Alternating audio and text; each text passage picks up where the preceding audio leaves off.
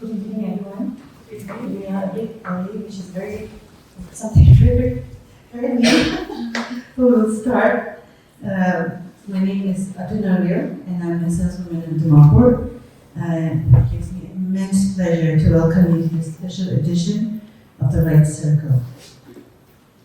This esteemed initiative of the Abokali Foundation remains a thoughtful and vibrant forum where authors revisit their creative path, speak about their influences, and connect with an engaged and discerning audience.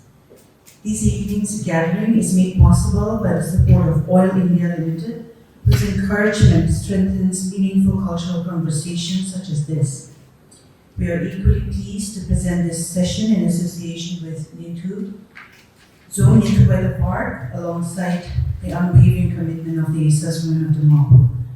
We are truly honored to welcome acclaimed author Shehnab Sahin to this evening's edition of the Right Circle, and we look forward to an enriching and inspiring exchange. Before we step forward into the most awaited dialogue of the evening, allow me to share a few words about the Abokali Foundation. Abokali Foundation is a non-profit organization based in Kolkata, founded in the early 1980s by the late Dr. Abokali. It is committed to nurturing the performing arts, culture, education, literature, gender equality, and women's empowerment. Through a diverse range of initiatives, including author meetups, book launches, literary festivals for both emerging and established writers, panel discussions, boutique festivals, and mesmerizing performance by singers, dancers, and theater artists, the Foundation continues to celebrate creativity and expression. Its thoughtfully created events provide authors and artists with a platform to connect deeply with their niche audiences, fostering meaningful cultural engagement. Now allow me to introduce to you all the guest author for today, Shehnab Sahin. Shehnab Sahin is a humanitarian leader whose work spans some of the world's most fragile and war-torn regions. Originally from Assam in India's northeast, she holds advanced degrees in history from Delhi University and international development from the University of Torino, as well as a postgraduate diploma in European studies from the University of Vienna. She has also worked in the Indian Civil Services, where she oversaw flagship social welfare, health, and education programs at the grassroots level. But it was in the humanitarian field that she discovered her true calling, standing with communities whose lives have been shattered by conflict. Shehnab's journey is not only about managing programs, it is about choosing humanity over fear. Her vision reaches beyond where she is today. She aspires one day to take her work to Gaza, a place that for her represents the most urgent intersection of human suffering and need for solidarity. Today, Sahin will be in conversation with Akangjungla. Akangjungla is a media professional currently serving as the editor of the Morong Express. She began her career at the publication in 2007, and over nearly 2 decades has developed expertise through multiple roles, including field reporter, sub-editor, assistant editor, and associate editor. Since November 2017, she has held the position of Director of News and Administration. Without any further ado, I leave the floor to you.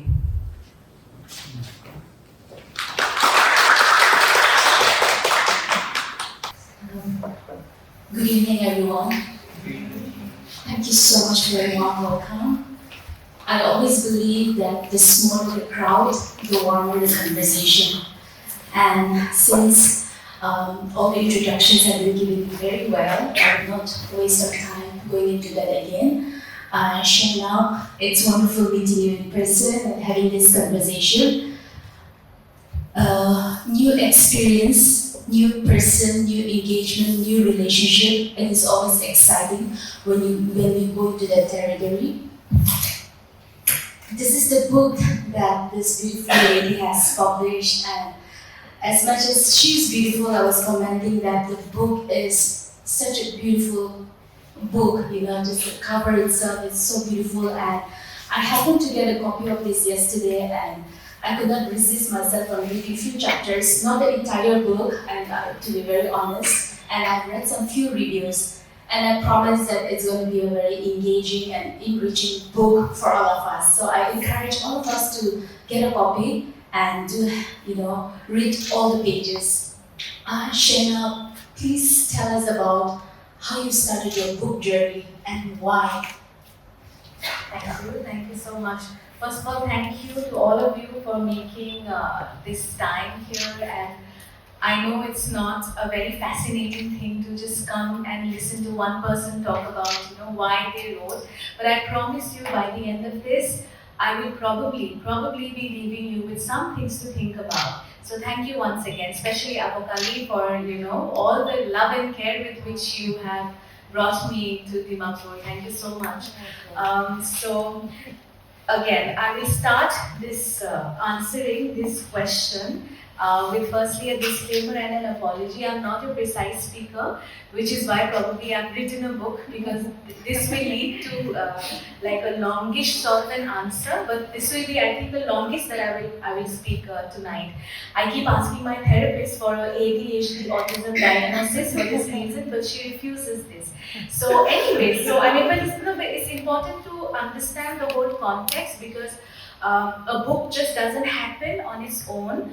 Like all of us, our human lives, the lives of this entire planet, everything carries long histories in their making, just like my book in itself. So I would want to take you on a very, not very brief, but a briefish journey as to how this book has manifested itself, and sits right before you here in Dimapur. So just like all of us, I was born and everything was going hunky-dory until I reached the age of 16, when I very suddenly and unexpectedly lost my father.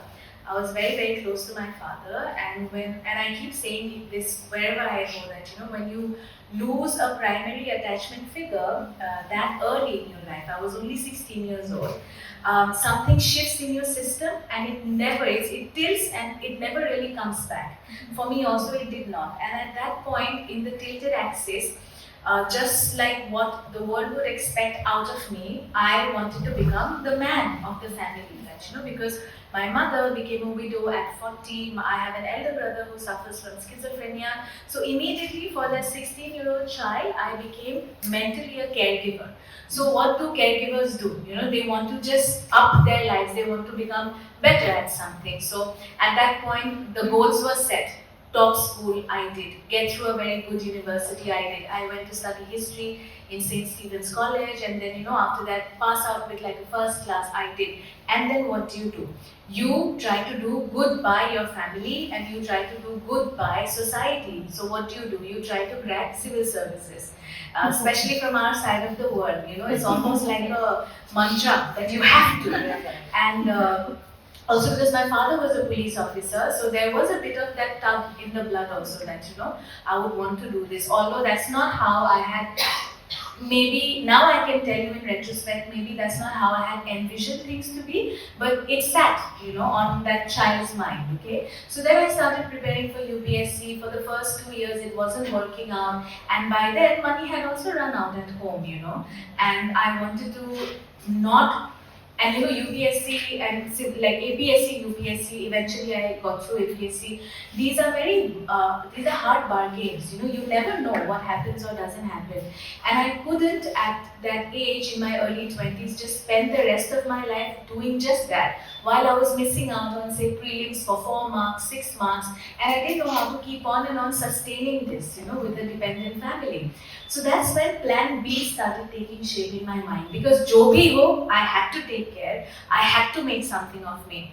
But plan B came to me with a voice, and this voice is very important in my whole narration, because I will keep returning to this voice. So this voice actually had told me that, Shehnab, you were always meant to be in service, and that voice sort of again was inspired by a video I had seen when I was doing my masters. I chanced that time, the Syrian civil war had just broken up, and I had chanced upon this video where a couple of years later I saw this video where the ISIS, we all know the ISIS, the worst kind of terrorist group of the world, they were taking my Lord's name in vain with the Allahu Akbar and decapitating heads of people in a town called Palmyra in Syria. Now Palmyra happens to be a world heritage site with layered, complex layers of history. You know, it's got the Byzantines, the Hellenistic, the Romans, wonderful, wonderful historical town right in the middle of Syria, and just with a lot of historicity, it had also a lot of cultural manifestations. One of that was these beautiful temples that they had built. And because the people, the local community of Palmyra had always seen to it to protect these heritage structures, the ISIS considered them kafirs and as in idolaters, and then they bombed the entire town and killed that entire population. So when I was watching this, that little voice had told me, what if, like, you know, you could earn your vocation by doing this. Not doing this doesn't mean join the ISIS and, you know, bomb and kill people, but as in, you know, to be in such spaces, to be among such people, and then probably in service you earn your keep. And that time even Shah Rukh Khan spoke to me in my mind, you know, because Shah Rukh Khan's movie had come out and he had said this in Hindi, जब आप कुछ शिद्दत से चाहते हो तो पूरी कायनात आपको लाके देती है. Loosely translated as when you want something so badly, you know, in your life, the universe conspires to make it happen for you. So I felt that the universe was also conspiring, because eventually I found my way to the UN. I did another master's with the UN in the University of Torino in Italy, and that master's then finally paved the way for my first proper international job, which was with the Syrian refugees in Jordan at that time. And you see why I'm telling you this in detail is because all of this connects, I promise you, to something. At that point, I felt I had arrived. Because if you can notice, I'm already traveling, you know, I'm traveling a lot, I'm meeting different kinds of people, eating different kinds of food, while at the same time doing work which meant something for me, you know. So in essence, my life was expansive. Now, I'm not someone who believes that for someone's life to be expansive, you have to study abroad or you have to have an international job. I don't believe that. But for little Shehnab, that was my definition of expansion, because you see, my father was the son of a farmer of a very, very remote village in Assam. My grandfather used to beat up my father not to study. So opposite, no? Not to study, because one set of less hands means one set of less hands in the rice transplantation in the family fields. So my father used to run away with books, climb up trees and fall asleep reading. For my father to then become the superintendent of police and then an IPS officer, that was his idea of expansionist life, no? But then when he died without ever having seen a sea. I didn't want that for myself. So, you know, the day he died, I promised myself I will live twice as now. One for him, one for me. You know, I didn't want my life to be a life where I have not seen or crossed the sea. So I had arrived. And then, but the thing with my sector, with the international development sector, we don't have permanent jobs. So we change countries, we even change themes of working. So right now, although I specialize in war zones, refugees and conflict, I had also done a bit of work in climate resilience on how, like, the farmers and food security systems need to adapt to the changing realities of the climate. Then after Jordan, I got a very good job in Delhi.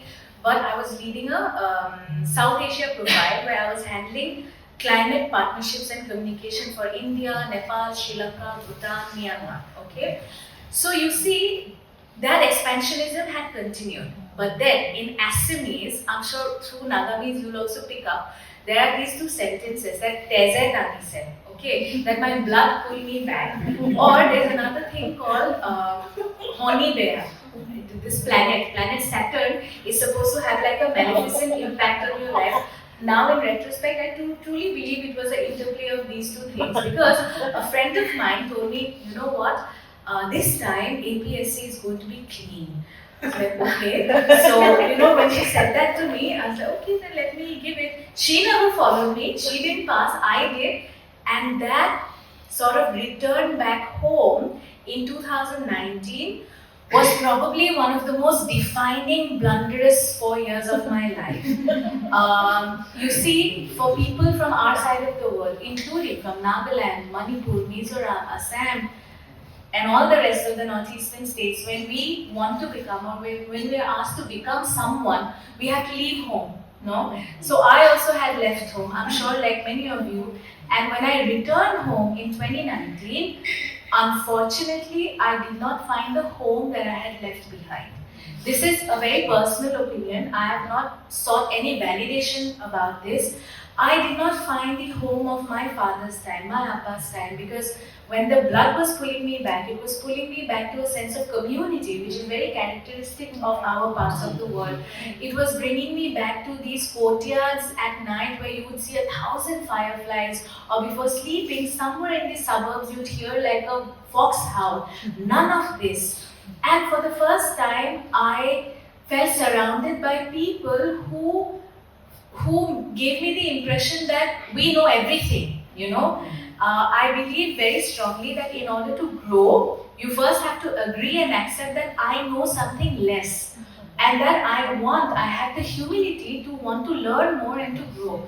And honest to God again, I felt in the civil services, I began taking orders from people who were as intelligent as this water bottle or this table, you know, and I felt completely shocked. Here I am with 4 degrees, 2 of them international from very prestigious universities, and I, as an assistant commissioner, whatever, I had to go and check during protocol duties whether the minister's toilet is flushing or not, whether there is toothpaste. And then, you know, when I went into my DC office for the first time and I switched on the AC, a snake fell down from it. And then I'm wondering, okay, where am I? You know, all of this was also okay, but honestly, if I didn't feel this box, I would have still maybe considered. Why I felt boxes, I'm someone who already described what expansionism was defined in my mind. Here I am I said to a boss one day that this puja vacation I want to go to Thailand. Why? Where? Well, how do you have the money? I said, because I saved money. No, the vigilance will be after you. I said, why? Because it's inconceivable that I wouldn't want to spend my money in maybe building a house or buying a car. You see, like, not everyone shares the same dream or not everyone has the same definition of life and success. I like traveling, you stop this from happening to me. So these are some very superfluous things that made me quite disturbed. But what on a more profound level had disturbed me for the first time in my Assam, of this whole pluralistic idea of Assam that I had always carried as a child. Because Assam, till today I say, has been one of the most syncretic societies that I have encountered. And this I'm saying from having seen a lot of parts of the world. I live in very broken societies with a lot of sectarian conflict. And Assam, to my mind, of that little girl, was very, very harmonious and pluralistic, with its fair share of problem, but it was never a dominant narrative. For the first time, I was made to realize my Islamic identity, which was non-existent, because Assamese people, whether you're Muslim, Hindu, Christian, you first adhere to your ethnic identity. Wherever we get asked in the world, what are you, you know? It happens. We say, I'm an Assamese girl. We don't start off that I'm Muslim, I'm Sunni Muslim, blah, blah, blah. It doesn't happen like that. So you see, right now with the political climate of the country, I encountered very disturbing things. For instance, once I was shopping from a grocery place, and my car, the Lal Batti, had like this whole assistant commissioner, Shehnab Sahin written on it. And one young boy had asked me for chanda, the donation for a festival. And he said, 5,000. Like, from where will I give you 5,000? Then I said, he's like, whatever. And I said, okay, tomorrow I'll pass by anyways, I'll buy veggies from you, I'll give you something. You know, he looks at me fair and square, right at me, and he says, and I'm quoting him verbatim, he says, going by the name on your placard, of course you will not give money to a Hindu festival. That broke me very badly, because every time I spent moments in Assam in those 4 years, I was constantly trying to revert back to the baseline of my father's time. Here I am, a daughter of a Muslim man who was a benefactor of local Vaishnavite theatre. It's like this very Vaishnavite tradition of the Hindu Krishna movement. And I grew up watching all that. And with the police family, we grew up watching all of these festivals. And it hit me, and then on an institutional level also, there were certain interferences from right-wing groups about why I'm giving jobs to Muslims. I wasn't. Anything that happened to happen with a Muslim is immediately now questioned. This was not the Assam that I vowed to serve. This was not the Assam I wanted to return to. And you see, I cannot emphasize this enough. When you keep on and on and on denying your instinctive voice, what happens is your body starts reacting. And even before your body starts speaking to you, you start attracting very wrong relationships, both romantic and non-romantic. So the friends, the lovers, the husbands, the wives that you acquire in the process of denying yourself, it ends up sustaining the diminishing of your voice. And this is what had happened. So what did my body do? It started rejecting food. So I started becoming bulimic. I would throw up 5 to 6 times a day on average. And that time also we happened to have pandemic.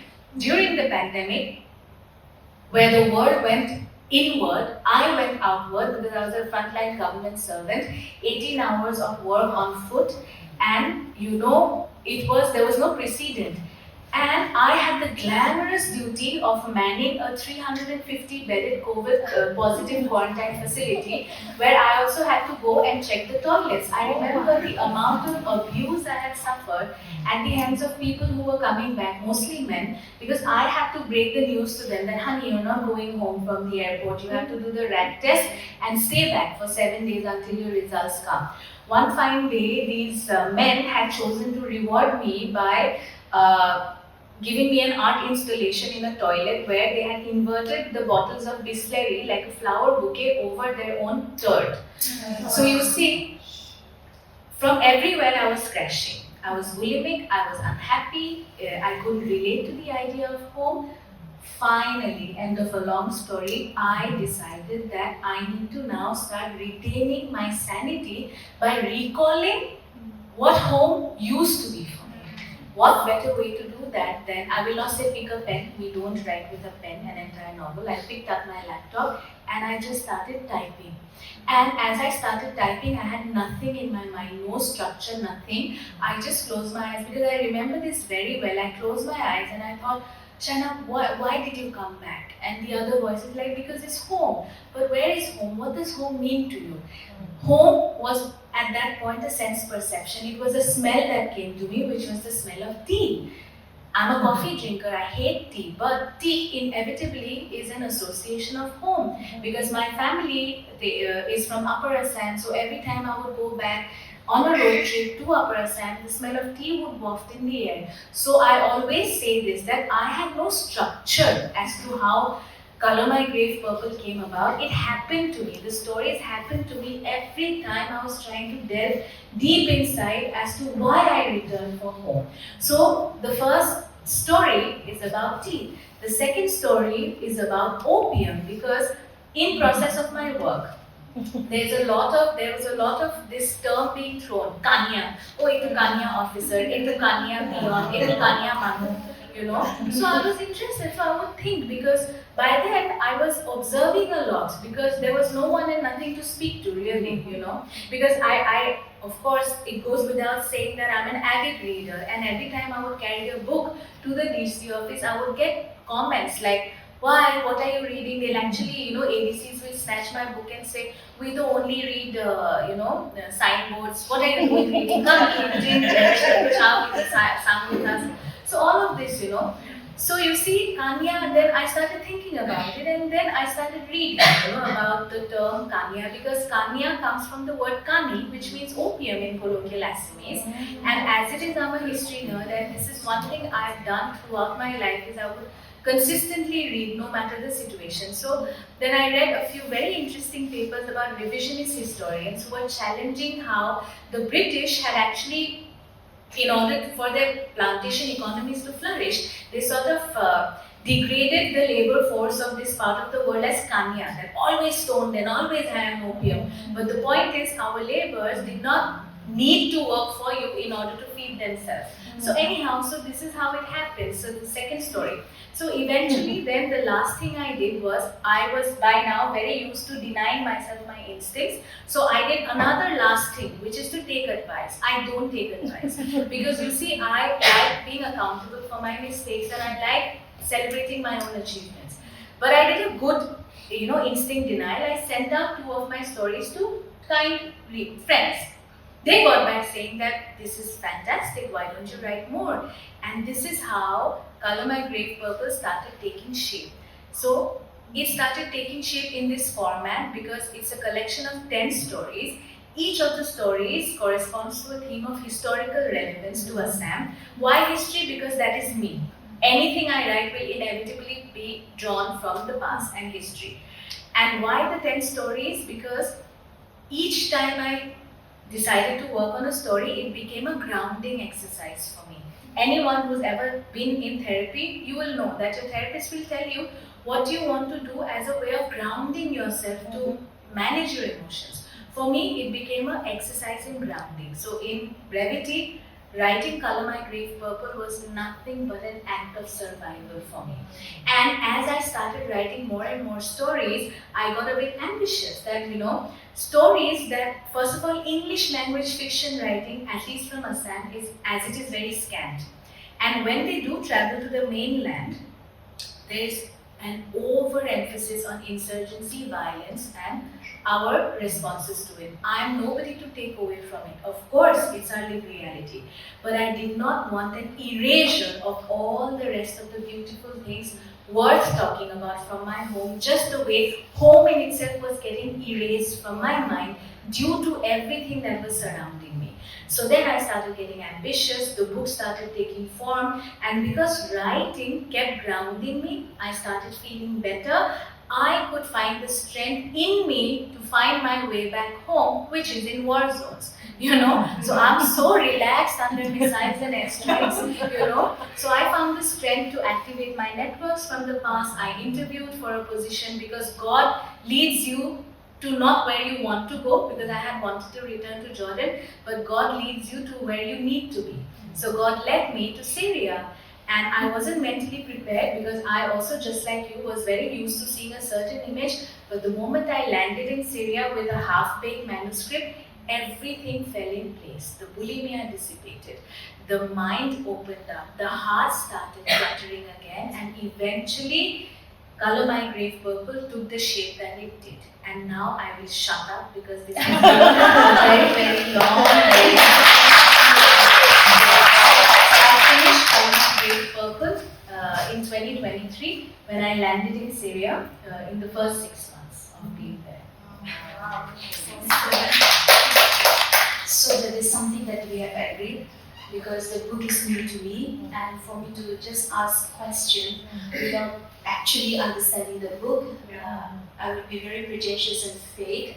So thank you so much for taking us through the journey. I mean, we could just, at least I could just keep listening to you more. Okay, I'll just quickly, from what you have shared, and from a little bit of what I've read, there is an intent to diffuse the struggle of insurgency. I'll just read out the question so that we save time. Insurgency as a dominant theme. The collection in your book spans from 1855 to 2019, a period that certainly includes a lot of political turmoil in our region as well. How did you approach writing about Assamese modern history without letting the spectre of insurgency become the central or the defining feature of the story that you have written? Thank you. It's a very important question. Like I said, as I started getting ambitious about the way I wanted to write, I was also parallelly doing a lot of reading and research. Every time I was reading and researching on the history of Assam, I stumbled upon things that again resonated with me on a personal level. You see, I am nothing if not honest. I don't speak with filters. By now you would have just deduced. this book is nothing but an act of a very personal expression of everything that mattered to me, even in terms of my memory as a child, right? So every topic that sort of happened around me in this book, it had timelines in the modern history of Assam. So you see, like I've already mentioned, the first story came to me as a sense perception, the smell of tea, because that's the first symbol of home for me. And as I started thinking that, okay, I need to make a story out of it, and a historical story out of it, what better than to start with its very foundation, which was around 1840s to 1850s. And then I created a fictitious tale around it because our founder from our side of the world, Maniram Diwan, he was also a freedom fighter during the co-conspirator actually. He couldn't get a chance to really fight during the Sepoy Mutiny. So just like that, say for example, I've already mentioned the opium story. And when I also got a bit lucky in terms of the timeline because each topic that I wanted to sort of figure in the book, it happened to have very strong baselines in the modern periodization of Assam's modern history from the late mid 1900s up to the present times. Then certain topics I chose. For instance, there's a topic on menstruation. Okay, I had so much to talk about that I had to start clubbing up a few things. And again, everything that I wrote has a personal imprint. For example, there's a story on menstruation, and I have time. It's dated to 1921.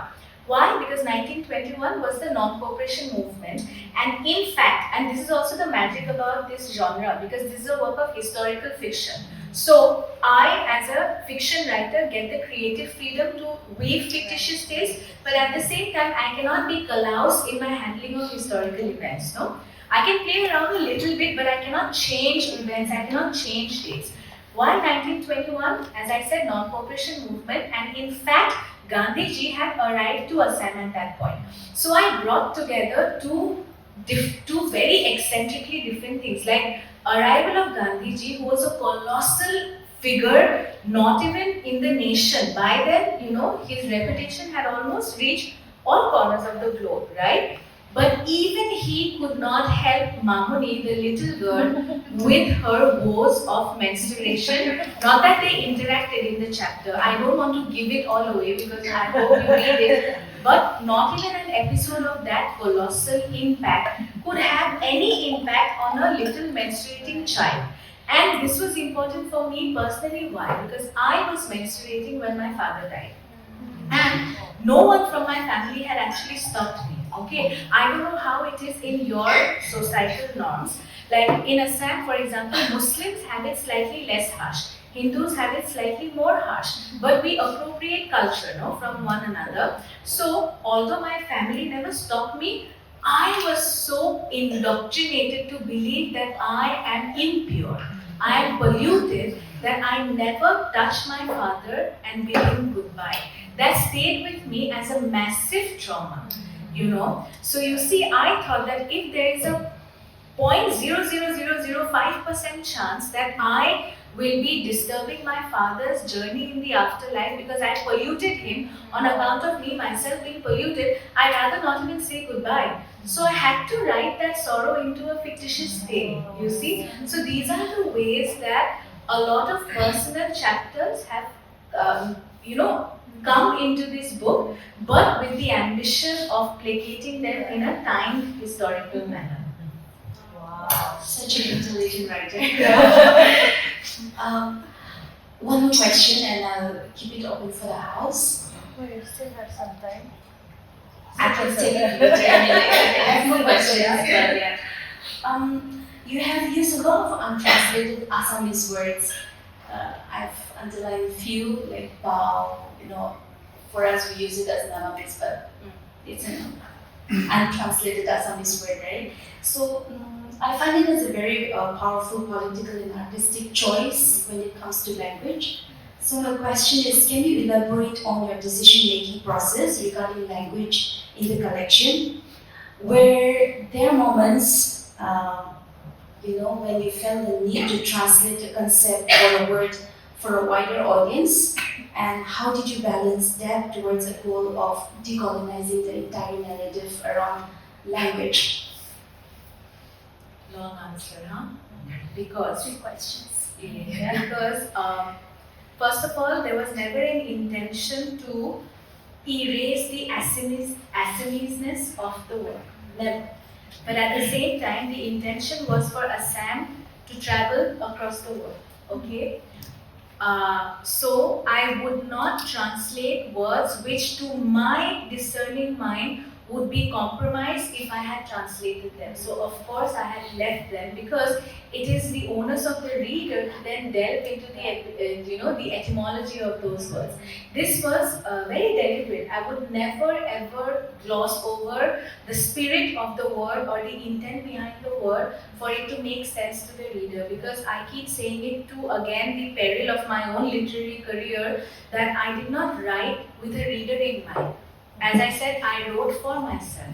I wrote because these stories had to come out, right? And every story, every piece of writing finds its reader and finds its, the readership. It happens, these are the mysticisms also of life. So I was super confident about it. Secondly, you see, I am ridiculously proud of the Northeast, which I call the Wild Wild East. Everywhere I go, I'm sure all of you somewhere have, faced these even on a personal level, because this is like now very bizarre knowledge that we are discriminated in the rest of the world, okay? Now, like for example, when I went to Stevens, the first thing during the orientation, one guy who's right now a very, very, very dear friend of mine, he had asked me, where are you from? And I said, from Assam. So he said, so you might have just descended from your tree house. That time, I remember immediately I said, no, we have 2 shopping malls in Guwahati. We have a west side. My house has like these many floors and we have bridges, doors. But you see, I was defending, and I was defending from a space of apology for if my idea, my trajectory of development did not fit your mainland trajectory of what development means, which to me personally is bullshit, then I would somewhere be apologetic about this. Right now, when I go back to Delhi, I just sit back and I think, and I say it also, at least I'm not dying just by breathing, So I'm that proud that we have 3 houses. I'm that proud every time you say, maybe, have you tasted snakes in your meals? At least we have them. And you see, I'm incredibly, see, for me, again, it's a personal thing. I'm very, very affected by my natural ecosystem. I don't like labeling myself as a naturalist, but I am that. And I feel the biggest symbol of us being people from the Northeast means we are stewards and custodians of one of the most mega biodiverse regions of the whole world, I am not Assamese if I don't look at my shoe for a centipede before I wear it. And I love this about being part of the Wild Wild East. So you see, when I write these sentiments into a book, I want some of these sentiments to exist as a frontier terminology, as a colloquial terminology, and I don't want to gloss it over for the mainland or global convenience. It is up to the reader. It is up to the reader. Thank you. Any thoughts, any questions?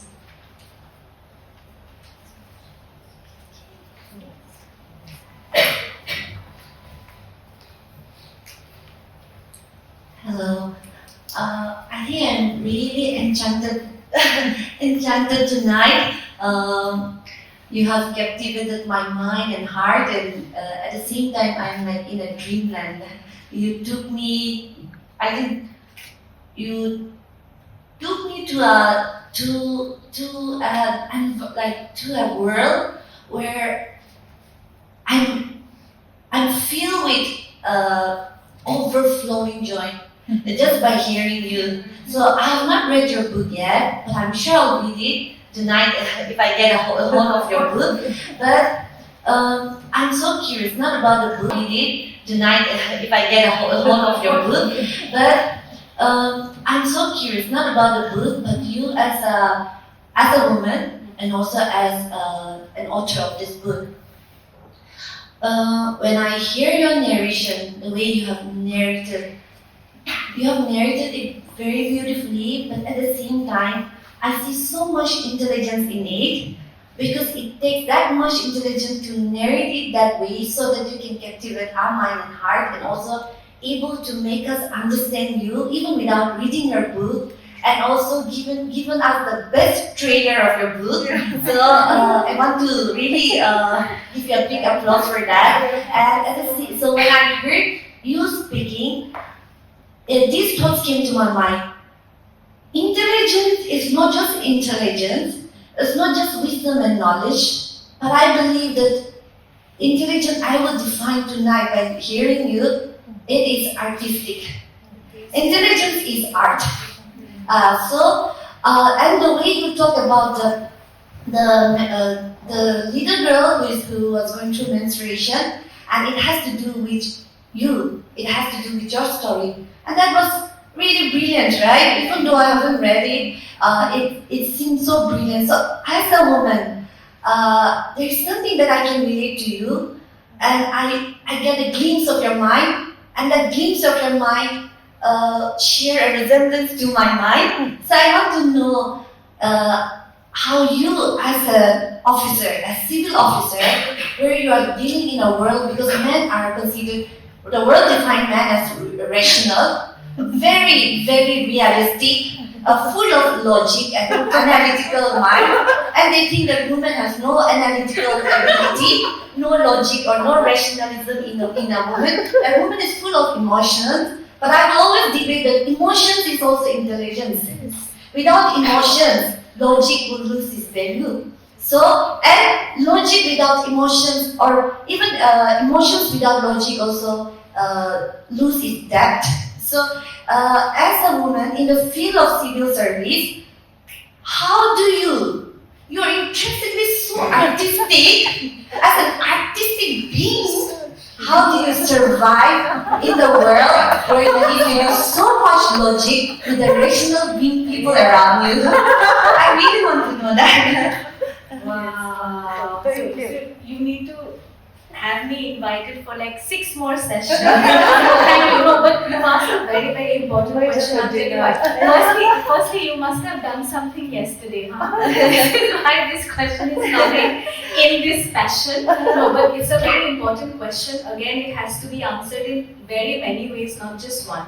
First of all, you see, look at the world around us right now. Okay, again, it's a personal view. The world around us never before has our world been this mad all at the same time. Don't you think so? I mean, the world always had its fair share of conflicts, no? Always, inevitably. That is the way of the world, that is the way of human progression. But never before all at the same time. The way I see it, it is because globally major leadership roles are with men. Because I truly believe that if, for example, say the Israeli leadership was not with a man, the Russian leadership was not with a man, Indian leadership was not with a man, I would believe that the world would be slightly more compassionate. Like, I don't think it is this easy for a woman to watch herself pull the trigger on a war which is decimating a child's body so much that a father has to scoop up the body, put it in a polythene bag, or sieve the bones of his child and wife from, in Assamese you call it the dolna, the sieve, and then give it the dignity of burial. I don't think if women were in such positions of leadership, it would get down to this level of nastiness. And for an agnost like me, like of course I have a very straitjacket relationship with God, but I also question a lot of things, and then in my questioning, when I see the world in its brokenness right now, that's where I actually start believing in the devil. And I believe that the devil whispers to men louder than it does to women, because it just cannot be, it just cannot be this bad. No, I'm sorry, I said because, no, but see, I know I'm not here to do male bashing, of course not, because some of the most significant influences in my life have been men, starting from my own father to right now. Like, I work with an amazing office with a very paternalistic boss who's Italian. He's like a father figure to me. So I'm not saying I'm here for male bashing, but there is something very, very redundant and wrong for global leadership to lie predominantly in the hands of men who think that being emotional is actually a weakness, whereas it's actually exactly the other way around. So many studies are now screaming that intelligence, first of all, is not straitjacket. There is no one way of being intelligent. Scoring 99% in your exam is hardly a marker of intelligence, no? Right now, intelligence is when you realize that, okay, something has gone wrong terribly in your DC office. How do I deal with this? Do I shout at this person in front of everyone, or do I pull the person aside, give a proper feedback so that I can get maximized work out of this person in the next instance? That is applying emotional intelligence in a situation that can go either very bad or it can be resolved. To answer your question about the civil services, like I said, I work in a very gendered space, okay? Like, you see, I have nothing to benefit out of lying, okay? I will only speak with absolute honesty that our public services are very gendered in the way that it's designed. I don't know how many of you come from service backgrounds, okay? So what you will notice is soft departments like education, healthcare, social welfare is always with women because we are soft in nature, and hard departments, revenue, election, transport, and two other like things. Okay, always with male officers. Okay, but why are these hard departments always with male officers? Because वहाँ पैसा नहीं है, no? Because nobody is going to be able to steal as much from the social welfare, health, and education as much as you steal from revenue, transport, election. And I remember elections were one of the most chaotic times of district administration. Why? Because male officers are in charge of the truck drivers, male officers are in charge of this, that, but food is always with the female. So that's why the food, the food service is always executed excellently, to good. Everyone gets to eat, but trucks are always late, EVM machine kahin se nahi aaya, this has happened, everyone is drunk by 5:30, God knows what is happening. It's because, you feel that only men are able to handle big departments. I don't think so. I don't think so at all. So this gender, and another thing I will tell you which used to really piss me off, and till today I talk about it, is when you have a male officer who stays back till midnight working on some file. You know what is the immediate conversation that happens? In Assamese. Star to Iman Bhal, Star to Iman committed Manu Khali Mane Gutte Sardi Sote Thake. Mane, sir is so good, he's devoted his entire life to service. If a female officer is doing the same thing, staying back till 10 p.m. in office, correcting a mess that I'm sure a superior has made, then what happens? She, by the way, is good, but ऐसे कैसे होगा? घर संसार तो I'm sure is completely destroyed, So that is the problem, service में तो, happy family तो होगा ही नहीं. This balancing act is always put to the female officer, but this balancing act is never put to the male. It takes two to create a child, है ना? So you see, there are so many problems in the patriarchy of the way we design public institutions, and always question stereotypes. When anyone tells you that this person is so educated, but that educated person has just walked past when someone has hit a puppy on the street and says it's just a dog, that is not an educated person. You get my point? It's high time people start differentiating between literacy, which is basic language, basic arithmetic, basic logic, and education. Two are very different things. An uneducated person will tell you something like, oh, this one cleared ekdam UPSC rank 5, very intelligent. Of course not. That person would probably be responsible for destroying 500 farmers' lives, okay, in order to build their own house. I'm just giving an example. But the point is, there are many different ways of being intelligent. You can be musically intelligent, you you can be emotionally, you can be spatially intelligent, you can be verbally, linguistically. There are different ways of being, and there are different ways of perceiving, seeing, different ways of processing the world around you. It's not just a straitjacket formula. It's an honor to meet you in person. Such a dynamic woman. Your story is deeply moving, and the way it has shaped your journey into authorship is brilliant. The grace with which you have turned your experience into a book is a testament of your resilience and creativity. From the moment I came across the name of your book, I've been dying to ask you this question. Actually, I'm a very visual kind of a person who sees the world through colors and imagery. So it's like, whether it's the outfit that we're wearing, it's like, it has to be color coordinated, etc. So I'm dying to know why the color purple. Thank you. Please have a seat. First of all, do you think of color coordination? Thank you. Second, okay, this is a heavy one because wherever I go, I get asked this question: why tattoo color my grave purple? So you see, when my dad passed away, a lot of extended family, usually extended family are vicious. They would tell me, you will be very happy to know your father is buried at the edge of the cemetery. So why should I be happy? They said, because you can take a peek. So why will I take a peek? I'll visit his grave. I said, no, you can't, because the Sharia bans it, because I'm a Muslim. Sharia bans it. Doesn't make any sense to me that Sharia bans it. So for the first 2-3 years, I was rebellious. I was so young. I would go to the grave early morning at 5. I'd grab an auto or jump up the fence and wait until the first person wakes up, run away. A lot of rebellion, in your teenage years. And then life happened. I had to become someone, go all over the world.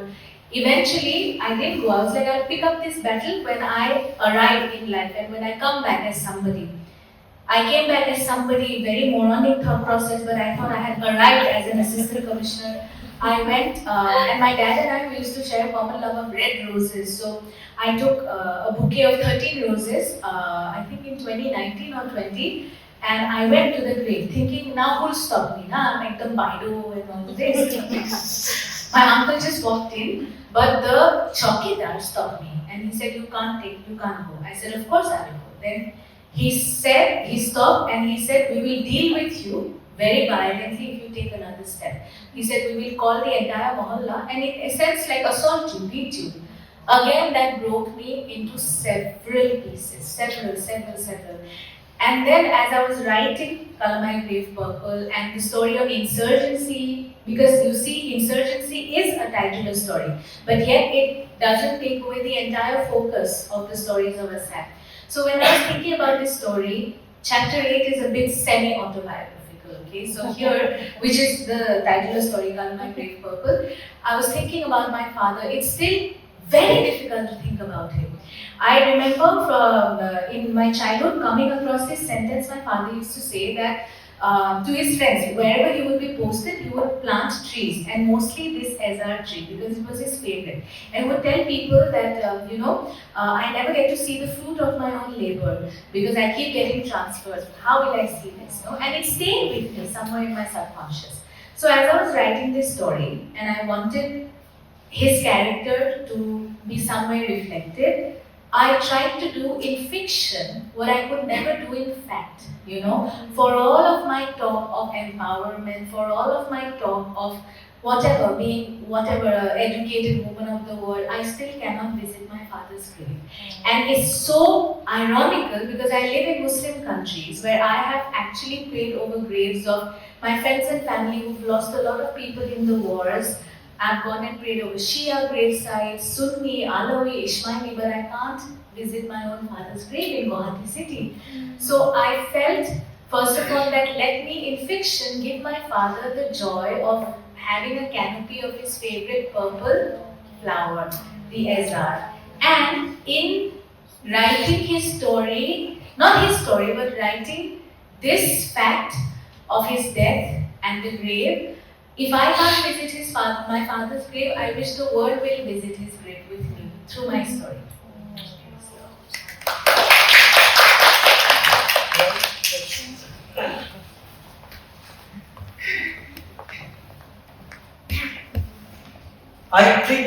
all of us here in the room would agree we are in total awe of you.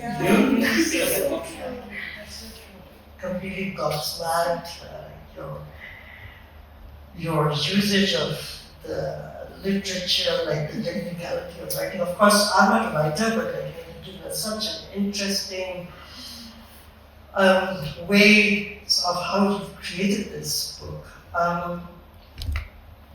I have 101 questions to ask you, but obviously there's a few things. You've been incredibly well educated, and then of course your studies have taken you to the West, and I mean it's very difficult to pin you right now, and that's the beauty of it. But just wondering, how did your education in the West also sort of kind of influenced you to how you've actually created this book? My education in the West, actually, I now use it as a baseline of what not to do, to be very honest. Because, you see, I live in societies which I call home, wherein I see the daily impact in people's lives right now of all the wrong that the West has done. Again, this is my personal opinion. I grew up with a very heavy Eurocentric bias, okay? When I was growing up, after my first master's, I really wanted to go to Oxford, for example. I couldn't afford it. They asked me, can you pay your tuition fee? And I said, I can't. And they said, we will have to rethink this offer. I was very broken. And then I chanced upon other ways of going and studying there. First of all, I found what I had studied very simplistic, very rather didactic, with not much, because analysis, I feel, is also a construction of your own self, that you want to analyze or overanalyze something. This is what is my personal experience of whatever I have studied, either in Austria or in Italy, okay? But whether what I studied influenced me in all of the rest of my happening is actually the opposite, because the love and tenderness with which I write about West Asia onwards is directly a reflection of how much of a middle finger I want to show the West. You see, this is another reason why I let some colloquial terms remain as they are. Because for the longest time, the West expected us, Assamese and Naga, to pronounce lingerie as lingerie. How are we supposed to know, for heaven's sake, you know? So they should know how to pronounce some of our words properly. And you see, like my right now, I only speak from a space of absolute personal experiences. Everything that is going wrong today in the larger world has had an origin in the West, okay? And I get very upset by this, okay? Because what they apologize for also now in terms of, say, colonization, they may be apologizing for it, but its repercussions are still felt on a daily basis in the lives of people like us, okay? And right now, I will not even say us because we are still much better off. Imagine the plight of the people, say, in a country like Syria or Lebanon, which are some of the most sophisticated societies you will ever set foot on. Syria, for me, is a magical wonderland. The most sophisticated education system, highly educated and literate people. So what have we done? We have turned that place into pulp for Western designs, no? And then blamed all the Muslims for it. This is not how it's done, okay? So these people who now live in 90% poverty. 90% of the entire population of Syria lives below poverty line. It's so expensive to menstruate in Syria because they can't afford it to even menstruate in Syria. They can't afford it to even menstruate in Syria. This is a country which before the civil war did not even have an external debt, only country in the world. So the way I look at my Western education, I look at it as a sort of baseline to avoid now. And I am now naturally gravitating towards everything East. I don't know if I answered your question. I'll just also add, I think your personal story in itself is so so inspiring. Beautifully tragic. Your work and your studies have taken you all over the place. I think autobiographical book would be a very Not is left. And Yes. my beautifully tragic story here is just the tip of the Yes, iceberg. that's right. Once you get to know more, you would want to shelter me, give me shelter. Yeah. No, there's a lot. So thank you so much for giving us the honor to.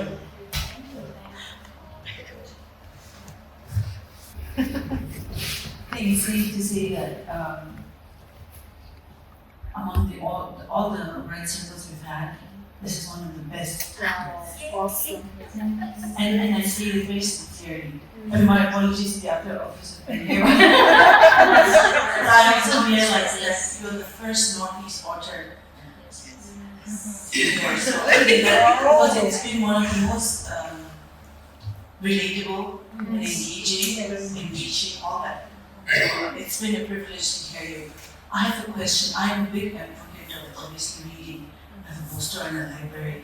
But apart from that, I'm working with this theory that readers develop empathy and emotional intelligence. And I'm very curious, who do you read? And were you a reader when you were growing up? Did anybody influence you? And how many books do you read?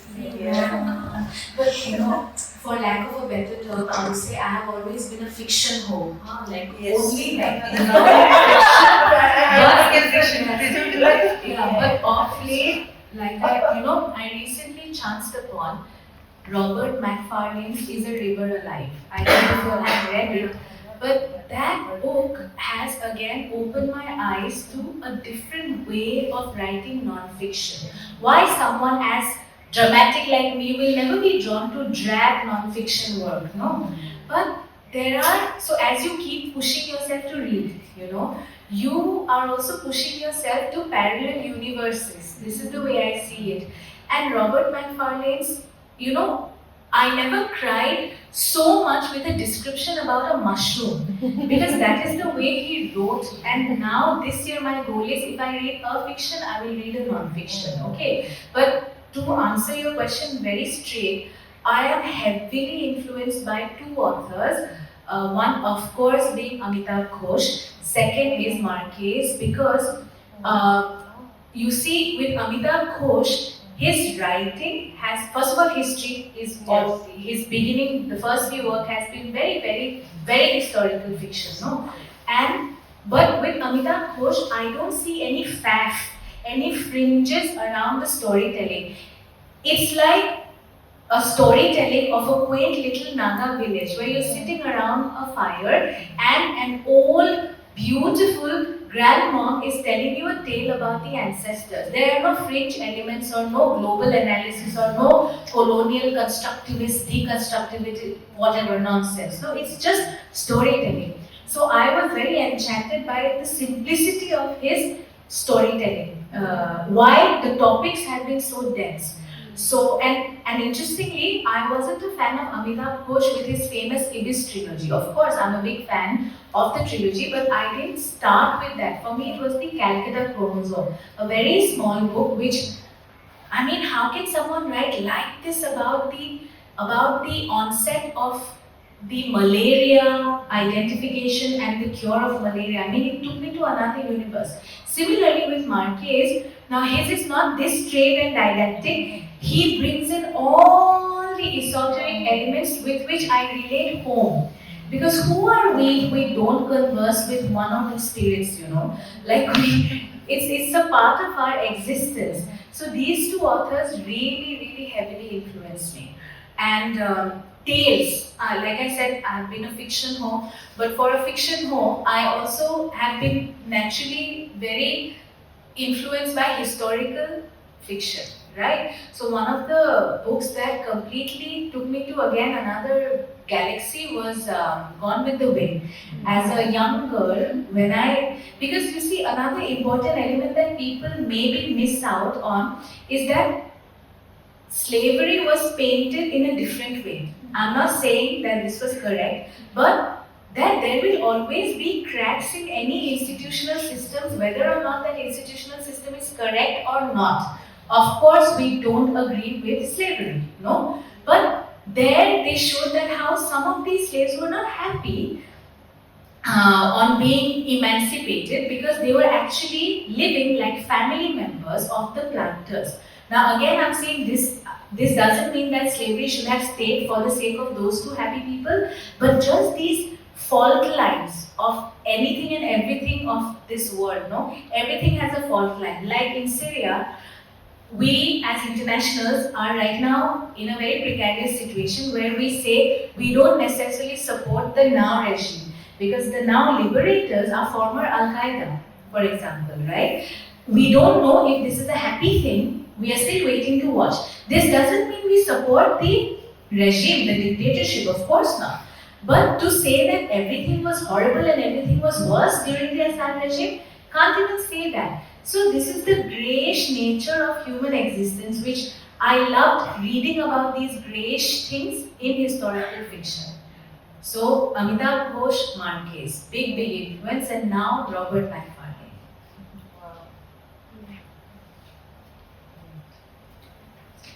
Any more questions?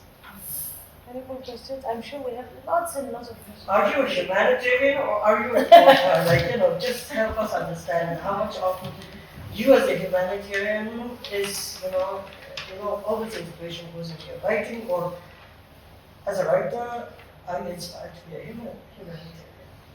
See, when I was answering her, you see, no labels because it's high time we humans also start celebrating being multi-potential beings.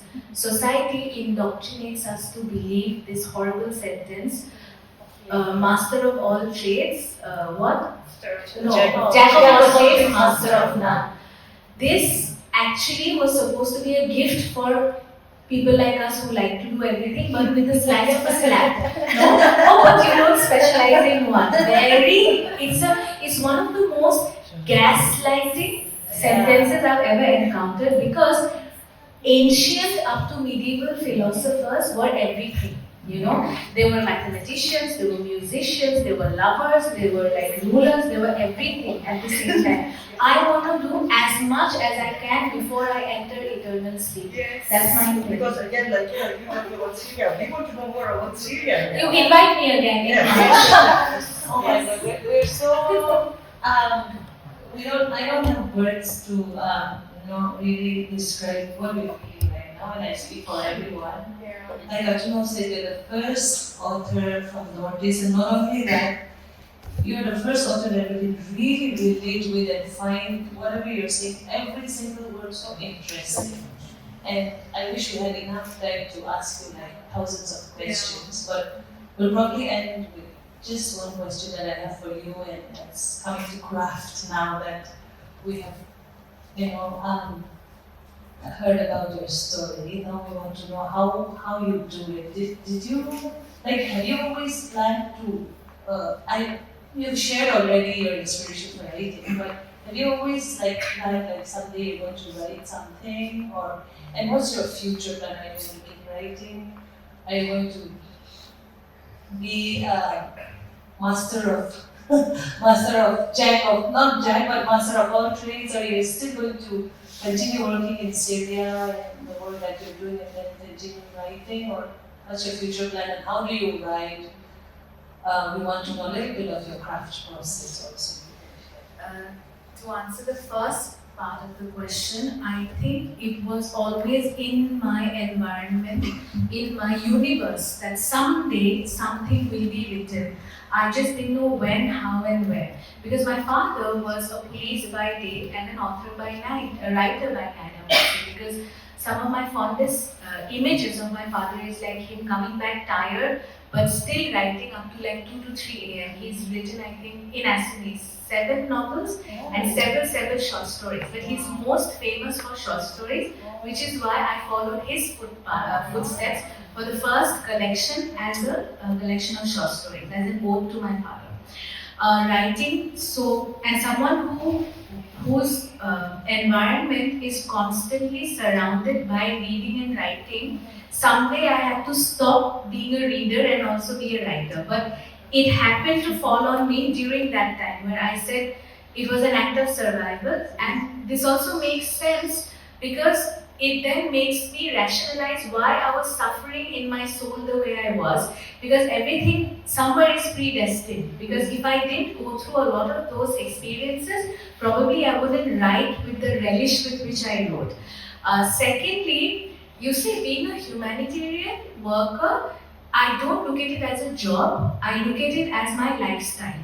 Because from a very young age, I've always wanted to earn my money through service. This has always been there somehow. I've never worked for the private sector. May God never lead me to a situation where I have to.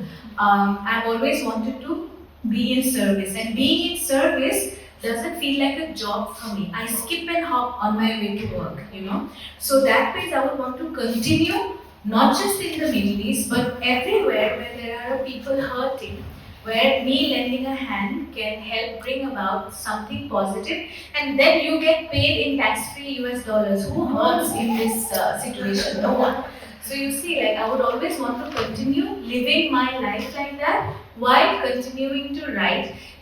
This last thing of continuing to write was very contingent upon how this book would have been received. Because as a first-time author, once the book was released, the first instinct in my mind was, oh my God, now people are going to read this. Where do I go? Where do I hide? What do I do now? But thank God, for some reason, it's resonated with people, not just from Assam or Northeast.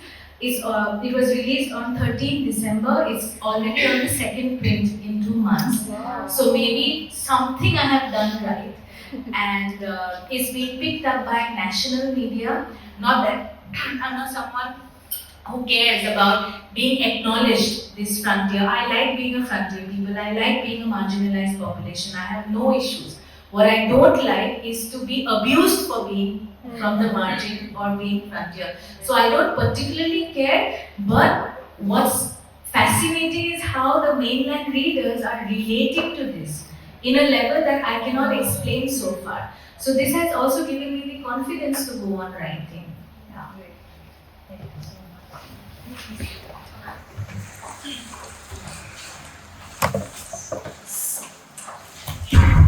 Well, we wish this could go on till midnight, but unfortunately, our time is up. So, I, Abokali Jimomi, Ehsaas Woman of Dimapur, thank you, Ms. Sahin, for such a deeply insightful and engaging session.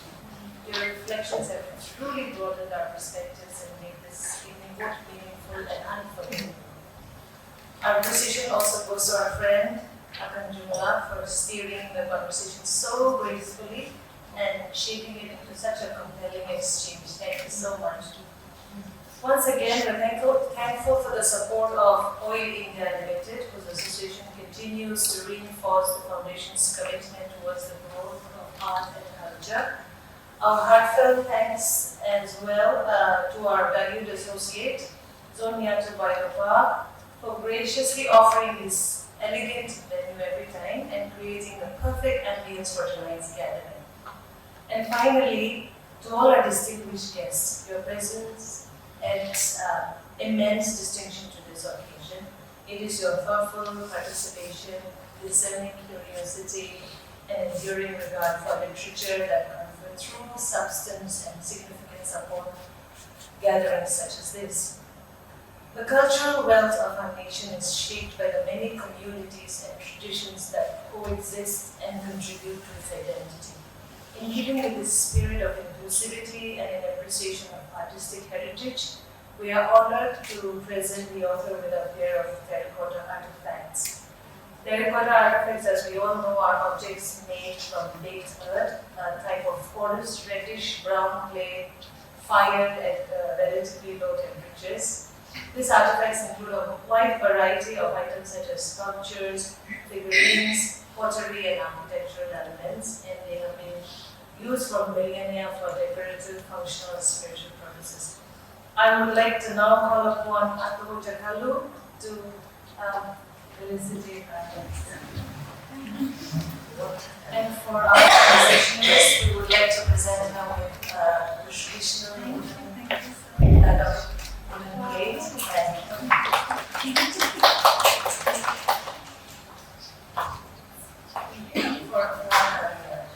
traditional wooden plate and photo board. Thank you, everybody. Please take a complimentary copy autographed by the author. I'm sure you're dying to get hold of it. We still have lots of coffee, tea, and snacks, so stay back, relax, and have a chat. Thank you so much. Thank you.